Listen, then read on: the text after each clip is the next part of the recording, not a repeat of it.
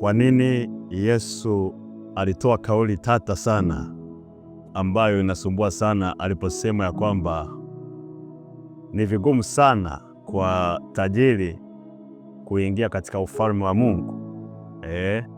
Akasema ni rahisi sana ngamia kupenya kwenye tundu la sindano, lakini kuliko tajiri kuingia katika ufalme wa Mungu.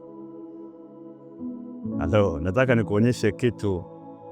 Kwa nini kauli hii Bwana Yesu aliitoa, ambayo imekuwa na maswali mengi wakati mwingine, na watu wengine pia wamekuwa wakitumia kwa challenge watu ambao wanamwabudu Mungu, ya kwamba wastahili kufanikiwa labda duniani, wastahili kuwa na utajiri, wastahili kuwa na heshima duniani, hasa katika maeneo ya uchumi na kumiliki mali. Lakini nataka nikuambie Luka sura 16 mstari wa 13. Hakuna mtumishi awezaye kutumikia mabwana wawili, kwa maana ama atamchukia huyu na kumpenda huyu, ama atashikamana na huyu na kumdharau huyu. Alafu akamaliza, hamwezi kumtumikia Mungu na mali.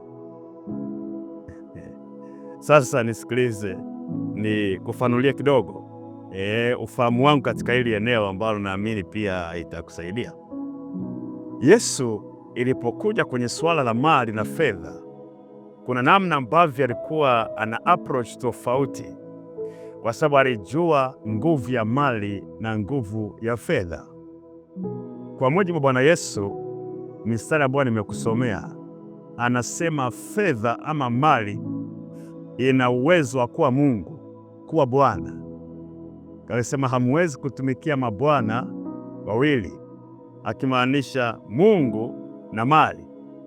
Ina maana Bwana Yesu mwenyewe anaweka mali kwenye nafasi ya Mungu, au ya Bwana anaweka Mungu kwenye nafasi yake ya Mungu. Sasa nataka unisikilize kwa makini sana. Fedha au mali ina nguvu sana ya kuabudiwa kama Mungu, na si maneno yangu, ni maneno ya Bwana Yesu. Ndio maana Mungu akitaka kumuinua mtu kwenye masuala ya mali na fedha, kuna namna ambavyo huwa anadili na watu au anadili na sisi inapokuja kwenye swala la mali ama swala la fedha. Angalia, ili Mungu aweze kumwamini mtu kwenye eneo la mali ama la utajiri ama la fedha, Mungu atahakikisha anadili naye ili kuhakikisha anaua nguvu ama thamani ya mali kwenye moyo wake. Kuna namna ambavyo Mungu atahakikisha anaua nguvu ya mali ama nguvu ya fedha ndani ya moyo wa mtu, kwa sababu ili uwe na mali alafu umpendeze Mungu na uone ufalme wa Mungu, inabidi ukubali mali ife kwenye moyo wako, fedha ife kwenye moyo wako, alafu Mungu aabudiwe. Na kwa mujibu wa Bwana Yesu, ni ngumu sana kuabudu vitu viwili. Ngumu sana kuabudu mali na ukaabudu Mungu. Lazima kimoja kiabudiwe.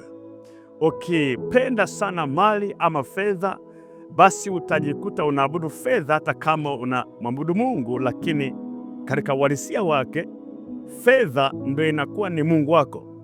Ni kitu hatari sana unaposikia Bwana Yesu anasema fedha au mali ina nafasi ya kuwa Bwana, ina nguvu ya kuwa Bwana. Ni rahisi sana kujikuta kwenye maisha yako yote unapasiu mali, unaachana na Mungu. Ni rahisi sana kujikuta unatafuta fedha, unatafuta mali, unafanya kila kitu kinachowezekana kutafuta mali ama kutafuta fedha, na ukaweka mbali kabisa mambo ya Mungu. Moja, lakini mbili, rahisi sana ukamtafuta Mungu sana wakati hauna mali au una fedha, na wakati fedha imeingia ikajikuta imekuwa bwana wa pili. Sasa ukajikuta unahamisha moyo wako kuabudu hiyo mali ama fedha na kuachana na Mungu. Kwa sababu kumbuka, kwenye maisha yako Mungu anapokupa mali ama unapopata mali ama fedha, kumbuka usisahau hiyo fedha au mali ina power ya kuabudiwa. ina power ya kuwa Mungu. Usisahau kabisa. Kwa Yesu alijua ya kwamba mtu kwa namna dunia inavyokuwa, watu wanavyokuwa wanapasiu mamlaka na mali na nguvu duniani, Bwana Yesu alijua ni ngumu sana mtu akawa na mali akaenda mbinguni kama hatokubali mali ikafa isiwe na nafasi kwenye moyo wake. Na Bwana Yesu atahakikisha kwamba ili akuamini kupa mali, anahakikisha mali haina nguvu kwenye moyo wako, fedha haina nguvu. Kwa sababu kuna watu wengine kwenye maisha yao wanaendeshwa na fedha, wanaendeshwa na mali, hawaendeshwi na Mungu. Yaani mali, unapokuwa na mali inaweza kufanyia maamuzi wewe. Unapokuwa na fedha, fedha inaweza kukufanyia maamuzi wewe, ukajikuta unaishi kwa sababu ya fedha ulizonazo, unaishi kwa sababu ya mali, hauishi tena kwa kufuata maagizo ya Mungu. Na ndiyo maana ni vigumu sana kumpima mtu kama ni mnyenyekevu ikiwa hana mali. Ni ngumu sana kupima ibada ya mtu ikiwa fedha hajamtembelea. Ndiyo maana mtu, Mungu akitaka kuamini kwenye mambo hata kumwabudu yeye, akikupa mali afa ataichukua, akikupa fedha anachukua mwanzoni, kuhakikisha kwamba anaua pawa ya mali na fedha kwenye moyo wako, ili akupime aone, je, unaweza ukaendelea kuninamia wakati mali imeingia, ama utaendea mali alafu utaachana na mimi. Ni ngumu sana kumpima mtu mnyenyekevu ikiwa hana fedha. Ni ngumu sana kumpima mtu mwenye ibada ya kweli ikiwa mali haijamtembelea. Ngumu sana. Hata wewe niangalia, inabidi kwanza milioni zianze kuingia kwenye mfuko wako, alafu tuone utaendelea kuomba unavyoomba au utaachana navyo. Utaendelea kufunga unavyofunga au utaachana navyo. Je, utaendelea kwenda kanisani ama utaachana navyo? Utaendelea kuimba kwaya kweli ama utaachana navyo? Mali ina nguvu ya kuwa Mungu, na ni rahisi sana kuabudu mali kuliko Mungu, rahisi sana kuabudu fedha kuliko Mungu. Nataka kuanzia sasa ujue haya mambo. Kwa hiyo kauli ya Bwana Yesu ilikuwa niko very clear ya kwamba ni ngumu sana mtu akiwa na mali akaenda mbinguni, kwa sababu ni rahisi sana mali na fedha kuwa Mungu, kwa sababu ina nafasi sawa ya kuabudiwa kama Mungu. Ya hiyo Bwana Yesu anaongea. Hauwezi kuabudu mabwana wawili. Ama utaachana na huyu, utaambatana na huyu, ama utamchukia huyu na utampenda mmoja. Kati ya nani? Mali na Mungu. Kati ya nani? Fedha na Mungu. Kila mmoja ana nafasi sawa ya kuabudiwa. Halo. Kwa hiyo kama unataka kuinuliwa na Mungu kwenye eneo la uchumi na fedha, inabidi kwanza tuone ya kwamba fedha haina nguvu kwenye maisha yako. Fedha haina nafasi kwenye moyo wako. Ili fedha ipate nafasi ya kuja kwako, basi ife, alafu Mungu ainuke. Na ndivyo Mungu anadili na watu. Unakumbuka mfano mmoja ambao Yesu alimwambia kijana mmoja ambaye alikuwa tajiri sana. Wakati anataka kutoa mfano huu au kauli, huyu kijana alikuja kwa Bwana Yesu akasema, Bwana mkubwa, nataka nijue nifanye nini nirithi ufalme wa mbinguni. Lakini kijana alikuwa tajiri, yuko na mali sana. Yesu akamwangalia, anasema huyu ana Mungu, alafu anataka Mungu mwingine. Sasa ili uniabudu mimi uende mbinguni, inabidi niuwe hiyo mali kwenye moyo wako. Akamwambia, okay, hizi amri 10 unazifahamu? Akasema, nazifahamu zote, tangu utoto wangu nimejifunza. Okay, hamna shida.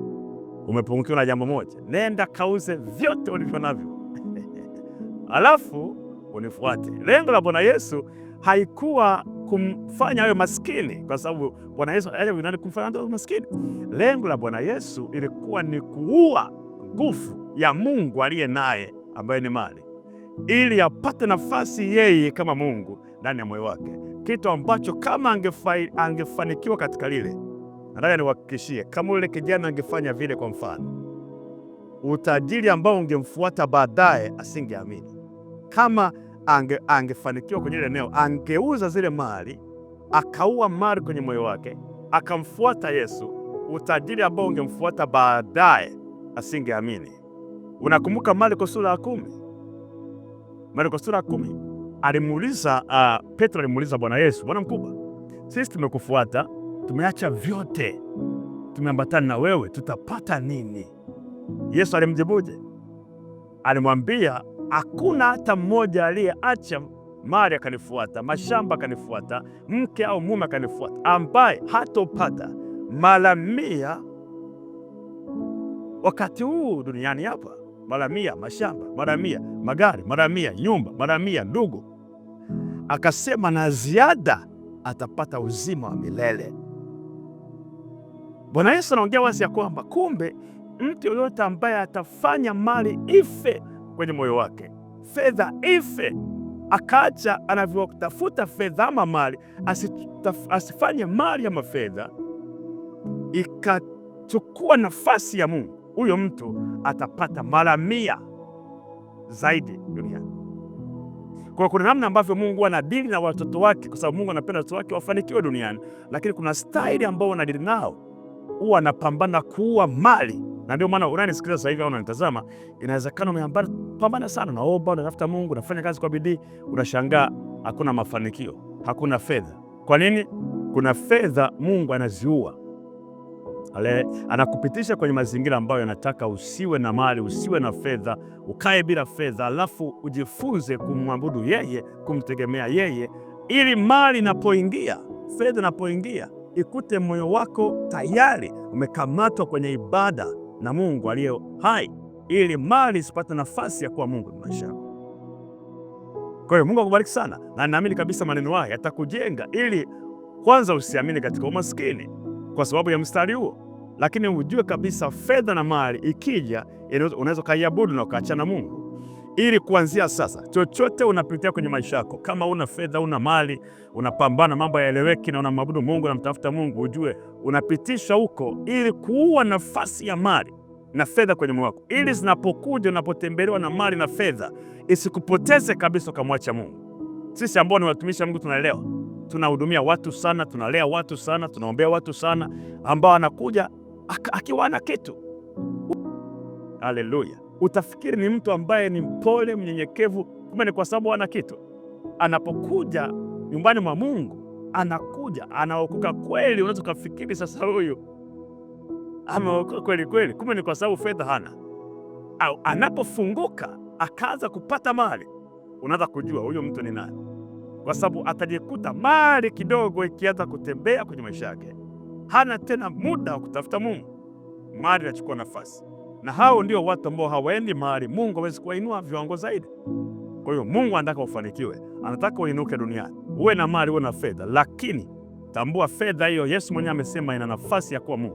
Kwa hiyo unaweza kaiabudu kamwacha Mungu. Kwa hiyo kuanzia sasa, anza kupambana kutafuta Mungu na kuua nafasi ya mali kwenye moyo. Usipende fedha na mali kupita Mungu.